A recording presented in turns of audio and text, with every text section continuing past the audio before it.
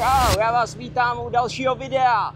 Právě jsme na motorce a míříme na Rakaposhi Viewpoint. Jedná se o horu, která měří 7788 metrů nad mořem. A jsme tady s kamarádem, který mě veze na motorce. A podívejte se na ty výhledy. No není to nádhera? Tohle je Pákistán. Ráj na zemi.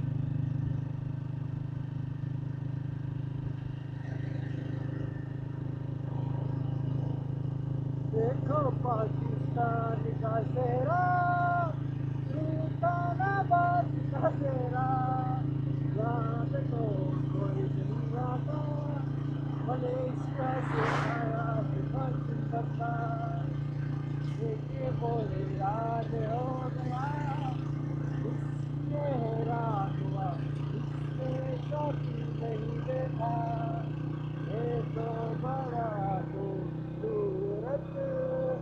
क्योंकि हमें इनकी कदर नहीं है।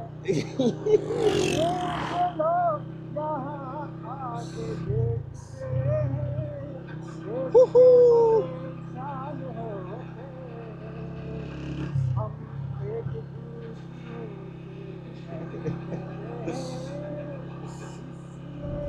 You need a microphone. Yeah.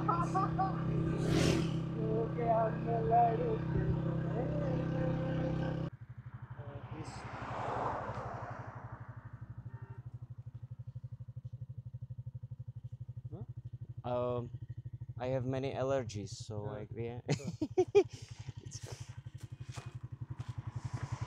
Oh my god. Tak až teď jsem si všimnul, že máme SPZ-ku 666. You know what does it mean? It's a devil's number.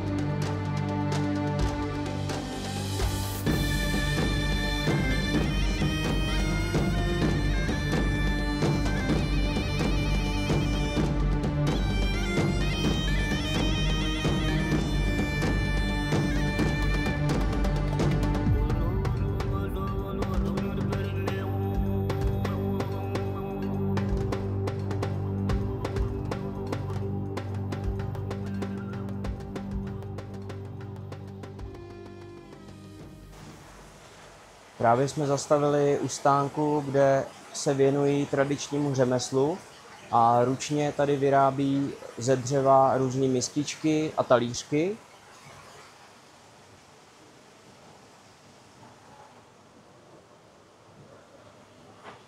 Je to vyrobeno ze dřeva meruňky.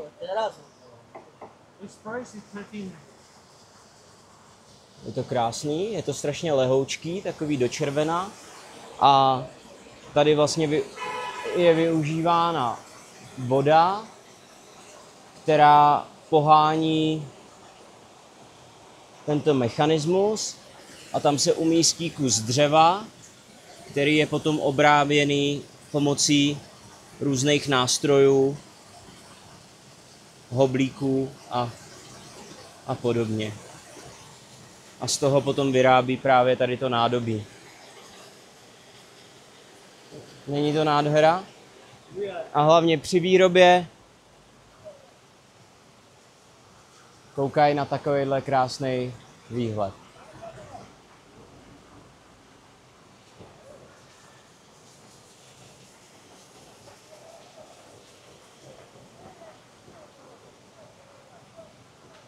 Úplně jiný svět. Je to nádhera. Došli jsme kousek opodál a tady hned se vyrábí nějaký mňamky. Tady je založený ohýnek. Tady se naplňuje těstíčko nějakou směsí.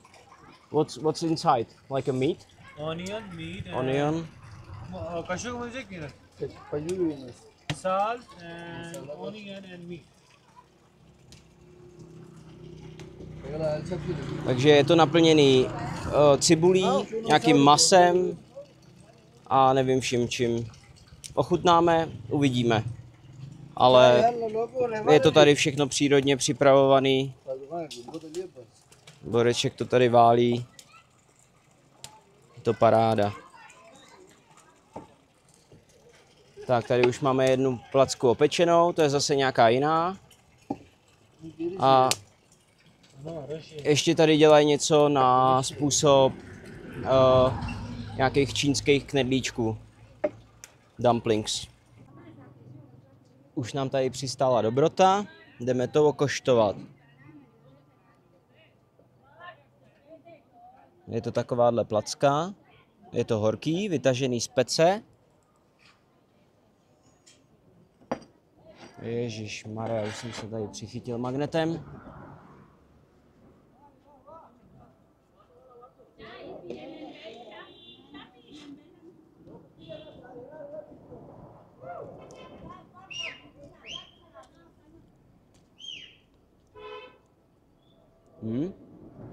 Je tam cibulka, mletý maso a je to naprosto výborný. It's really good, zabrdast. Je to výborný, ale vařící, musíme počkat.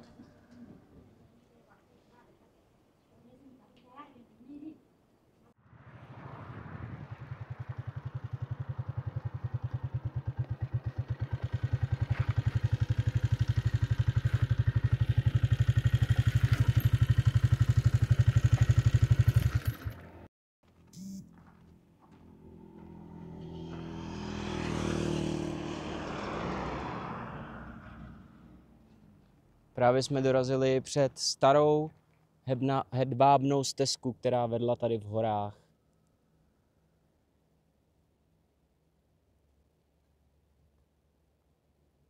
Takže v dáli jsou vidět takové cestičky. A tudy putovali kupci přes celou Asii. Neuvěřitelný.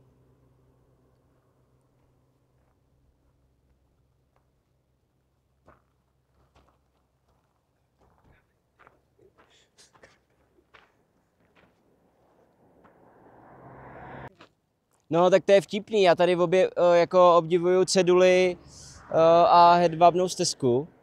A nevšiml jsem si, že vlastně se tady nabízí pohled na horu Rakapoši. 7788 metrů nad mořem. Šílený vrchol.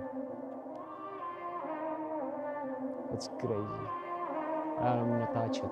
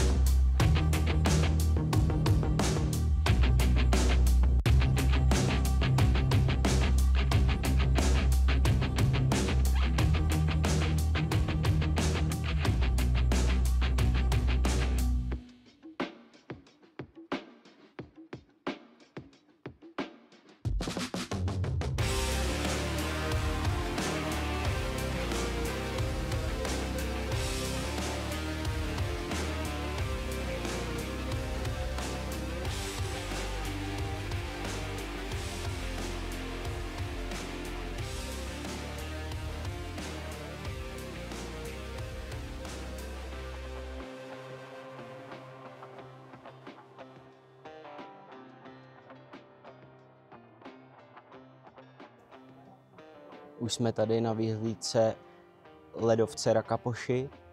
Jedná se o 27. nejvyšší vrchol světa. 7788 metrů nad mořem. Teď jsme ve 2000 a tady nad náma se skrývá tahle nádhera.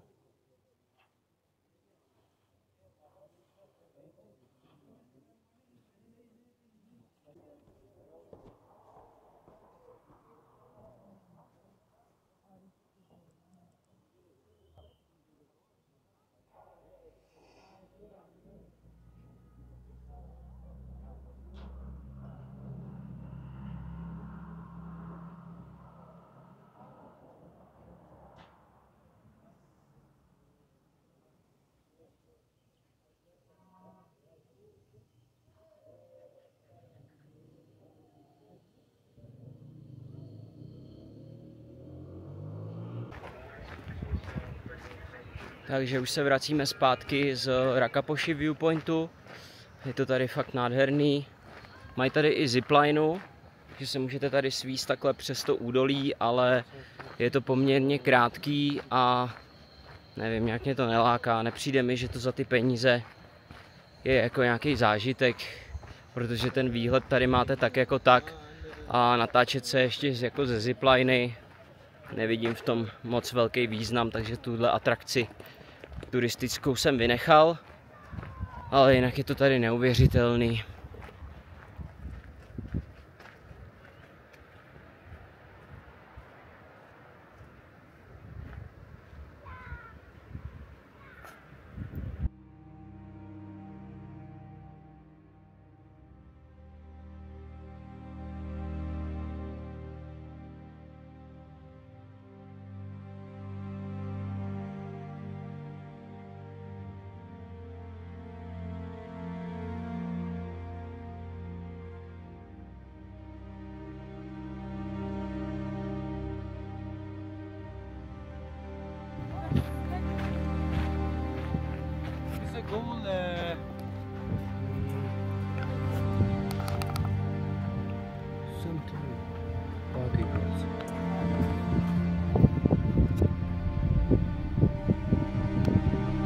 Tady hledají zlato v řece.